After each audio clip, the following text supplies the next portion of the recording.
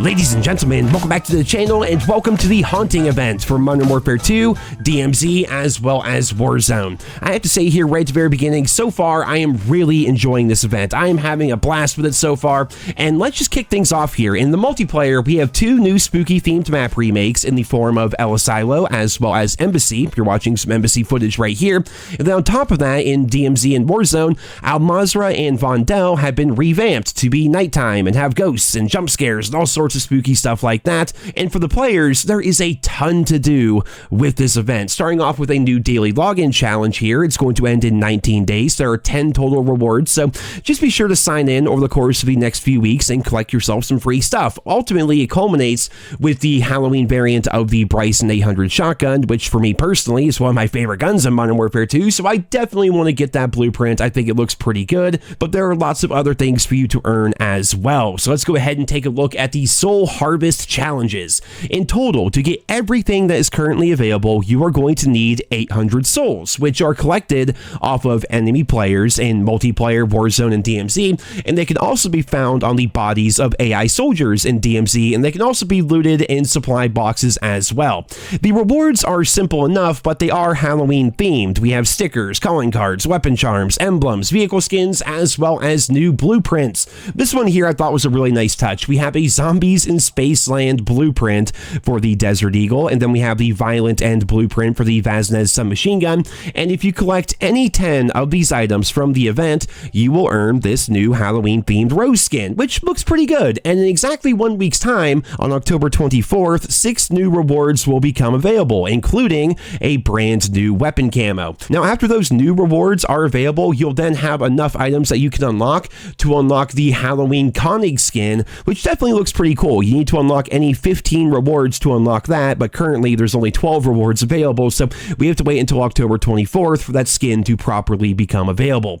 Now, when it comes to collecting souls themselves, the method of farming is a bit trickier and a bit grindier than you would think, but honestly, we've come to expect that after the trophy hunt event that we had back in Season 3. In multiplayer, you can only collect 12 souls per match, and then you need to complete the match for these souls to count. I haven't tried to leave after grabbing a bunch of souls, but according to this right here, it seems like you can't just farm them really quickly, quit the match, join another game, and then go again. I think you have to actually complete the matches. In DMZ, you can collect up to 16 souls, and then you can either die or extract to keep them. And in Warzone, you can collect up to 20 souls in a single match. Now, because they cap you on how many souls you can get, and the fact that souls don't always drop after every single kill, this means acquiring enough souls to earn all of the rewards will take some time, but I think in the end, it's going to kind of even itself out. I don't think it's going to be super grindy. It might be. We're going to have to see. I didn't really do much of the trophy hunt challenges myself. I will be doing these challenges, and I'll definitely report back if I think it's way too grindy or if I find a really good method for farming these. I'm trying to think of like a very quick game mode, something in multiplayer like, team deathmatch or something like that, where maybe if you're playing with a group of friends and you can win the match in like 4 or 5 minutes and get all 12 of your souls. That seems like a good way of farming things, but maybe jumping into DMZ, shooting a bunch of AI soldiers, getting your 16 souls, and then literally just killing yourself and then starting over, maybe that'll be the fastest way of going about it. I'm not sure. We're gonna have to wait and see. The event just went live a couple of hours ago. Now, on top of these soul harvest challenges, we also have the monster killing challenges that can only be done in DMZ and Warzone. I finished 2 of these challenges this afternoon, and I wanted to share how interesting they really can be because I think these things are freaking cool.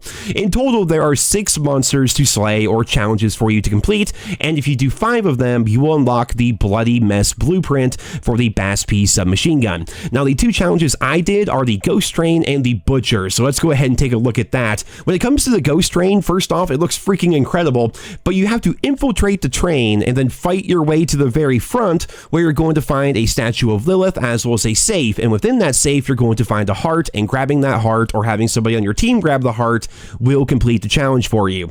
Now, keep in mind, the train is completely booby-trapped as you try to get to the heart, and other players may or may not try to kill you in the process. Whether it's DMZ or Warzone, other players will definitely become a risk factor as you're trying to get things. But as you can see, I get up here and I quickly realize the train's booby-trapped, right? And then stupidly, I just walk into another booby-trap and I freaking die. I'm playing solo in DMZ. Maybe if I would have bought that bundle with the free self-revive kit, I'd really be back in business, but I died. So the very next match, I get back to the train. I'm slowly making my way through all the traps to get to the very front, and then lo and behold, an enemy player shows up and kill me. What an asshole, right? I'm not gonna lie, this was super annoying because it's not like I was even going to try to kill them, but at the same time, I guess they had no way of knowing that. Eventually, I called for help and they revived me, and then as a group, we all moved forward to the front of the train. I went back to help out my teammates a couple of times, and as a result of that, I didn't get proper footage of when my other teammate made it to the very end and opened the heart from the safe. But here's going to be the final room right here. There's the safe, and then there was going to be the heart.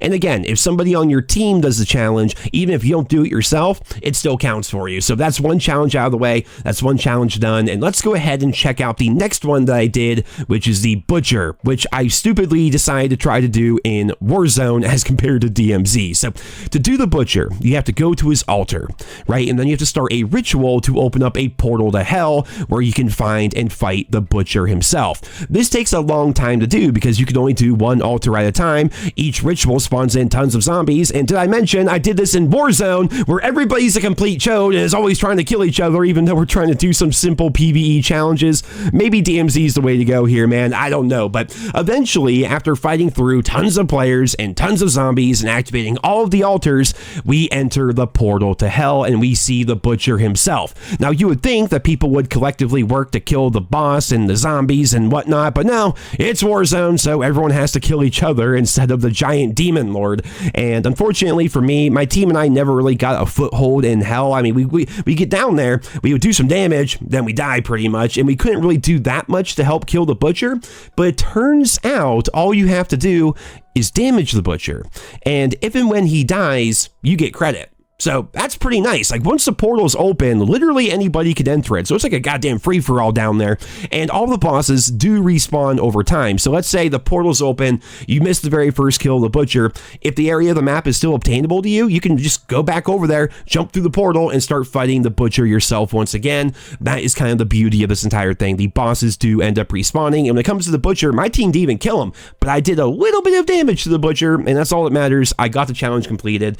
And apparently, if you connect your Battle.net account, I think it is, to your Activision ID, you can kill the Butcher, and then you'll get the Butcher's axe to be used in Diablo 4 if that's something that interests you. But there you guys have it. Those are the two challenges I've done so far. They were both very fun and very interesting, and I can't wait to do the rest of them.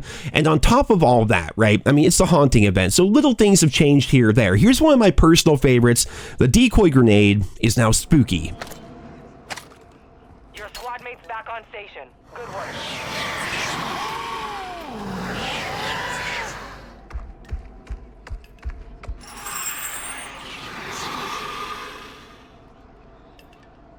Wait, there, what I was born with.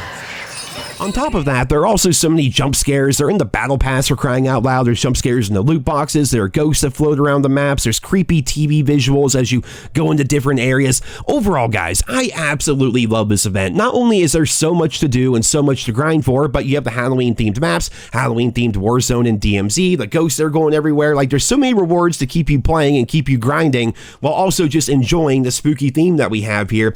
Is this better than the Haunting of Verdansk? That's really hard to say because the Haunting of Verdansk was the first time we ever had anything like this, you know, and it was really fun. It was really cool, but I really like what we have here in Modern Warfare 2 as well. Like, this is like straight up awesome. For me personally, this might be my favorite event of all time that we've had so far. It's only been live for a couple of hours. My opinion might change after I get tired of grinding souls and things like that, but we'll see how it plays out.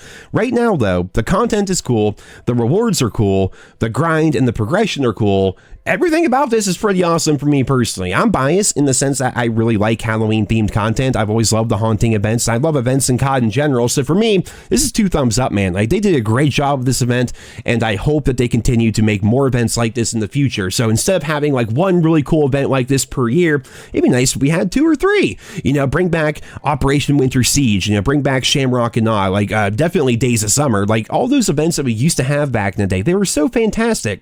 Then they went out the window. But then they added the haunting events, which kind of make up for it a little bit. But man, imagine if we had a haunting quality style event for each season. You know, again, Shamrock and Awe, Days of Summer, stuff like that. How cool would that be? I really hope they have plans for stuff like that in Modern Warfare 3. But as always, we're going to have to wait and see how things play out. But ladies and gentlemen, that is all for this little video here today. I hope you enjoyed it. Let me know your thoughts about the haunting event down there in the comments. Thank you so much for listening, and I hope you guys all have a wonderful day.